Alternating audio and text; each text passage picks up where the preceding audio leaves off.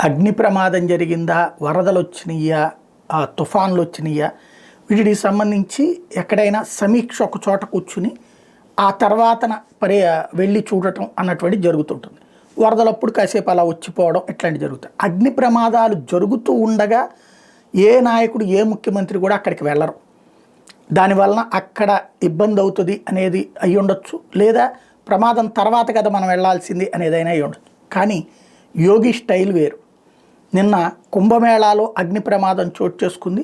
టెంట్లలో అందరు ఉంటున్నటువంటి సందర్భంలో ఒక టెంట్లో వంట వండుకునేటటువంటి సందర్భంలో ఆ గ్యాస్ బండ కాలటం, దానివల్ల ఆ టెంట్ నుంచి టోటల్గా 18 టెంట్ హౌసెస్ తగలబడటం, పరుగులు పెట్టాల్సిన పరిస్థితి. వెంటనే పోలీసులు అదుపులోకి తీసుకొచ్చే ప్రయత్నం చేశారు. ఫైర్ డిపార్ట్మెంట్ వెంటనే కంట్రోల్లోకి తీసుకొచ్చే ప్రయత్నం చేసింది.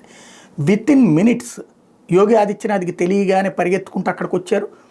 సాధారణంగా ఆ టైంలో వద్దనేటటువంటి కాన్సెప్ట్ ఉంటుంది, కానీ యోగి ఆదిత్యనాథ్ మాత్రం అక్కడికి వచ్చి ఆ ఫైర్ కంట్రోల్ విషయంలో తనే స్వయంగా సమీక్షించారు. దాంతో ముందు చేసిన పని ఏంటంటే చుట్టూతా ఉన్నటువంటి ఇతర టెంట్ల మీద నీళ్లు చల్లించారు. ఎప్పుడైనా అగ్ని ప్రమాదం సందర్భంలో అది కీలకం. ఆ మంటలు ఆర్పడమే కాదు, ఆ మంటలు ఇతర ప్రాంతాలకు వ్యాపించకుండా ఇతర వాటి మీద నీళ్లు చల్లాలి. అది యోగి ఆదిత్యనాథ్ చేయించారు.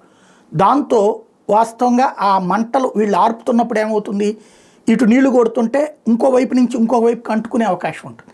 అది లేకుండా కంట్రోల్ చేయడంతో దాదాపు 30-40 తగలబడిపోతున్నాయి అనేటటువంటి సిచ్యువేషన్లో 18 దగ్గర ఆపగలిగారు అన్నమాట.